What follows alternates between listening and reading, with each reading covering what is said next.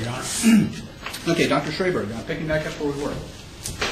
So, if Debbie Barnes, 5 to 10 minutes prior to signing her consent form, inquired about her mother who's been deceased for 5 years, in your assessment, she may still be competent.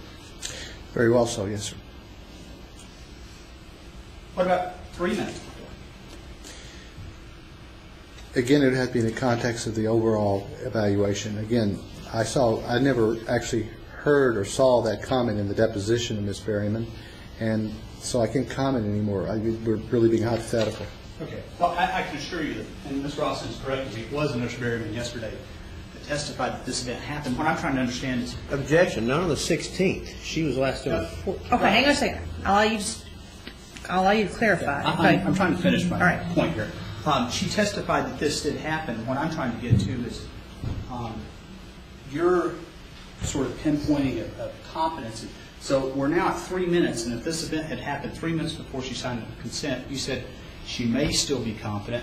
What about 1 minute before? Again, it's too hypothetical. Even if she signed her consent, and she may very well understand the surgery, understand who might do the surgery, understand the risk, and she still may have one isolated area of amnesia where she doesn't recall, or confusion where she really doesn't recall her mother's alive or dead, she may still be legally competent to sign that document.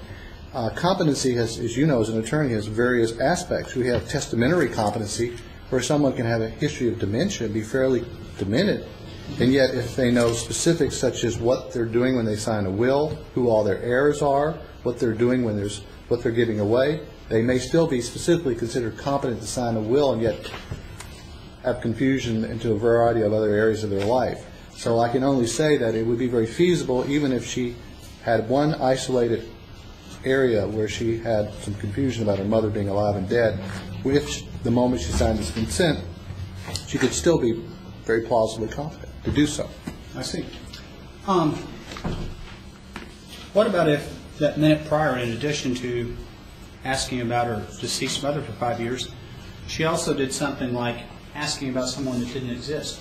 Would she still be competent?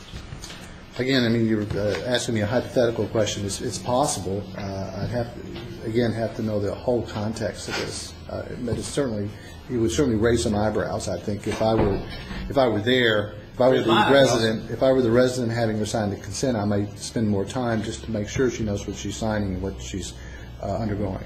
Okay, just so we can have to get the jury get a sense of your standard for competency, it sounds like, from my layman's perspective, that there's quite a few things that you would allow to be going on in her mind and still be competent. Is that correct?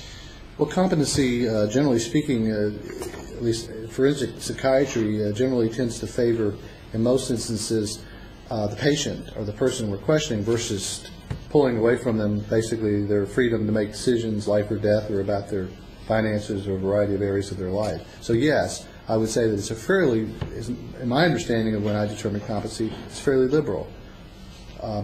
Yes. So she could have those items I've mentioned going on and numerous other items going on and still be competent in your opinion? Well, now you're going a little too far. I mean, I can't answer that question. When you say numerous, I mean, if she thought she was, the Virgin Mary or something like that in signing, then I would say no. I mean, at that point, I'd say let's stop here and let's look a little more closely. So someone has to think that they're the Virgin Mary, for example, before that you think that they're not competent. Well, I'm putting it again. I wouldn't say that at all. I didn't say that. I said there's two things. One is there have to be some significant red flags, and one has to trust, in my experience, in most, particularly neurosurgical, neurological, and neurology wards and psychiatry wards, are fairly detailed and fairly